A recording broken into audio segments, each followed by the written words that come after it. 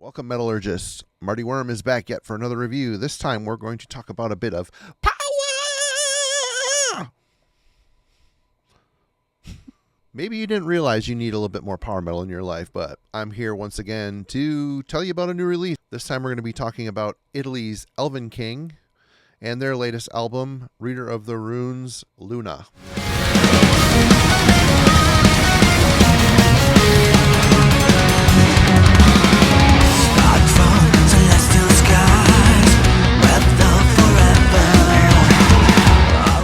So yes, welcome once again, everybody. Today I'm going to be discussing Elvenking, Reader of the Runes, Luna, which comes out on April 11th on Reaper Entertainment. So with Reader of the Runes, this completes a 3-album trilogy from Italy's Elvenking. And it started with Divination. It moved on to my favorite, Reader of the Runes, Rapture. The song The Hanging Tree on here is fantastic, an absolutely great power metal song, Elvenking song. And that leads us to Luna. So for those of you who maybe have never heard this band before, the PR information that was sent in the bio said, for fans of Freedom Call, Falconer, Orden Ogan, and Dark Moor. Perhaps it makes the most sense because there is a bit of an upbeat nature to this music. It isn't necessarily at all speed metal influence, so there's not that bite, that aggression. It's more of a proper European power metal album, but with a very unique twist. I will definitely get into this later as we start going track by track, but Elvenking have always sort of been one of those tough nuts to crack for me. I only have 2 of their albums. I've checked out some of the other stuff. It's all really good. And really, they're not doing anything dissimilar to what is going on in the genre that they present in. So it's a very power metal sounding album.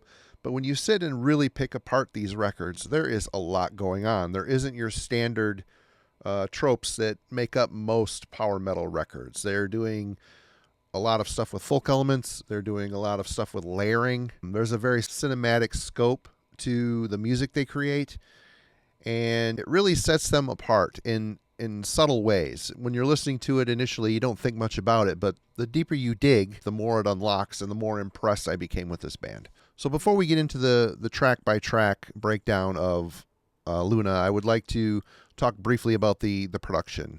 It's perfect as it should be for this style of music. Perfect, yet retains dynamics. The sound field hasn't been stripped clean by modern studio tricks. What's impressive is all the instruments can be heard within the infinite layers that make up the songs, which is a testament to the mixing engineer. I mean, a great job was done all the way around. And even though it is probably a digital recording, there's life here, there's spirit here, I don't know how they managed it, but the band sounds like themselves at the end of the session. Like, I was blown away at how many layers there are. You can hear the violins, you can hear the synth, you can hear multiple guitar lines, you can hear the bass a little bit underneath. Add that with a bunch of vocal layers on top of some of these choruses to really make it big in scope. So again, very impressive mix job, very impressive recording job. It's a very good sounding album. So getting into the record, the album starts off with Season of the Owl. This lead-off track is built upon complex riff work and melody lines. Elvenking demonstrates their folk influence here early on with violin work that highlights highly memorable melody lines. Synth work lurks below the surface. The folk elements really give this one a playful spirit.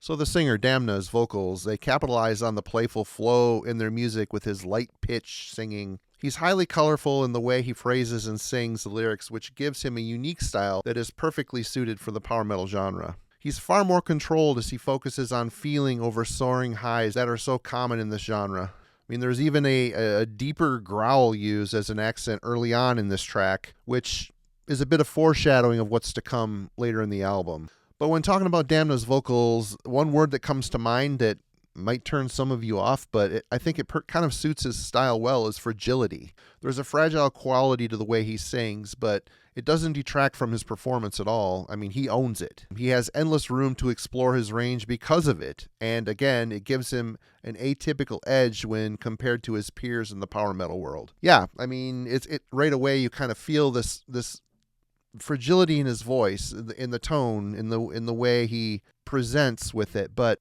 when he really gets in, he's very tuneful. He's got a very good ear for singing harmony lines. He's very good at when there's other voices layered on top of him. The way he sings gives this band a lot of room to build on top, which I think is excellent. So next up is the title track, Luna. If the riffs aren't adventurous enough, the solo work on this track is quite inspiring, as the guitarist keeps a very complex run full of melody, seemingly to temper the technicality with grace and flair. The song is endlessly catchy with a sing-alongable chorus and palm-muted verse riffs that act as foundation for endless layers to build this one up with sophistication. There's a lot less folk elements on this one, but there's more dense power metal.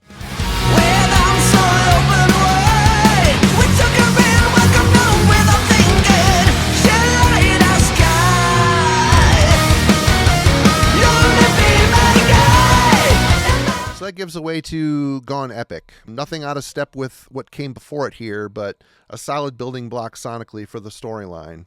It feels almost like a tiring journey with its mid-paced focus, sturdy melody lines, and that folk seasoning that returns thanks to the violin accompaniment. So yeah, it feels like, I don't have the lyrics, but it feels like the characters are on a mission, they're going somewhere, and it's a bit of a slog. That's kind of what this track feels like. Not in a bad way, it feels like it contributes to the storyline. So Storm Carrier's next, and harsh vocals enter the equation here, which was an exciting and surprising addition, which interact with the predominant pitch singing. It works really well in the mix. It adds a bit more excitement as discernible growls interact with violin lines, which is kind of a unique touch. The double bass is pulsing on Storm Carrier, as is the memorable riff storm. Elvenking added something new to an already rock-solid formula to prove that they are up to the challenge to add new dynamics to a power metal album.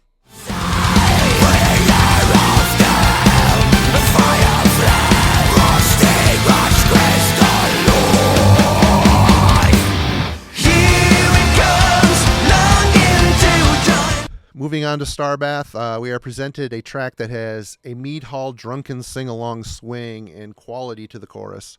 This type of march leaves a lot of room for the folk melody lines and fiddle action to creep in and continue to add culture to Elvenking's already advanced sound. On These Haunted Shores, the opening riff of this song, it feels like mid-90s Gothenburg melodeath with its back-and-forth picking technique. This is definitely a heavier track, but never loses sight of dynamics and colorful musical moments. Well composed, and the chorus has a majestic quality to highlight the power at hand. The shores in flames, and I'll fall on the night almost like day. Shores in flames, the fires of dawn on the sunset shores.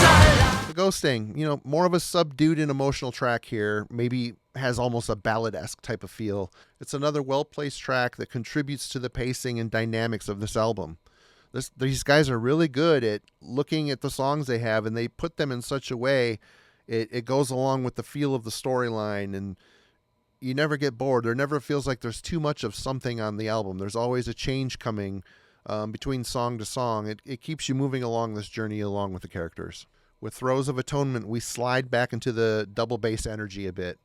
Lead-off riffs are fortified by the violin, only to flow into an impenetrable melody line that I wish went on longer due to the emotion of how powerful it is. I also really like how Damna lightens his energy during certain moments of this song, where they layer other voices over the top to build an almost cinematic feeling. It's little things like this that show how focused to the finer details Elvenking are. Stuff like this builds up the album into more of an expansive experience, which it's not something you're going to get on first or second listen. You really need to invest time, and all these nuances unlock themselves, and it strengthens the listening experience the further you go with Elvenking. Staring to her eyes, fragments before she died, just screaming for some help. Thrones of atonement. is up next, another slower and emotive track with a powerful chorus. It's impressive to me how free this band sounds within the way they build up and tear down these songs. So we not only close off this album, but we close off a 3-album trilogy with the final track on here, Reader of the Runes. I mean, Elvenking show off their expert craftsmanship on this one. They start quiet and they build from there. More violin and other instrument orchestration begins to gather intensity for double bass moments and palm-muted crunch riffs to reach a crescendo before another epic chorus comes in with layered vocals. It's just a very huge sounding track, both in composition and execution. And then, big surprise, 3/4 of the way through the song, the layers are pulled back and a blast beat and savage riffing comes in to introduce the solo. Blast beats? You know, that's a first for this album. I wasn't expecting it. And yes, it's a very nice addition.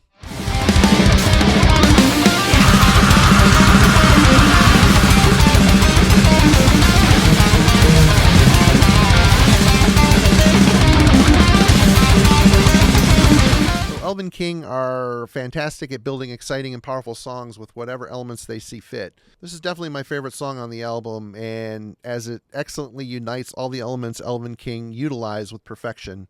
It's a world-building track for sure, and a triumphant way to close out the album. So, in closing on Reader of the Runes, Luna, I mean, Elvenking, to me, they live comfortably within the power metal genre. There's no one that's going to deny that. They're there freely utilizing the building blocks that make the style, but they're not chained to them. They possess a very multifaceted songwriting style, and though the band is grounded in one style, it is in no way limiting thanks to the obvious freedom they demonstrate. I mean, thinking man's power metal, it's out there, it's a thing, but yes, indeed, Elvenking are one of those bands, and like I mentioned earlier, it's not an instant payoff type of album or band. You really need to sit and pay attention. The composers of this music spent a lot of time and placed a lot of detail on taking a very solid foundation, building atop of it a cathedral, a sonic cathedral, so to speak. And you know, it's a place of worship where the people in this story can live out their fictitious lives. You know what I mean? And the cool thing is we're just, you know, willing, hopefully, bystanders to what they're doing here. And though this closes out the story, it feels like another chapter for Elvenking. They've really established a lot of well-written ideas here and have proven that they are mighty composers. So though this might not be put it on instantly and feel like you're rocking out, you really need to spend time with it. I appreciate that, and I'm glad I took the time on this, and I would highly recommend Luna to all you folks that are into power metal. So all right, next up, Call to Arms. So let's talk a minute about Brainstorm's Plague of Rats. It came out this year on Reigning Phoenix Music. Formed in 1989 and still churning out quality heavy/power metal, Germany's Brainstorm returned with their 14th studio album, Plague of Rats. I don't own many Brainstorm albums, but the ones I do have, I've liked a lot. Always been impressed with. Especially on Plague of Rats here, Brainstorm execute a heavier style of power metal.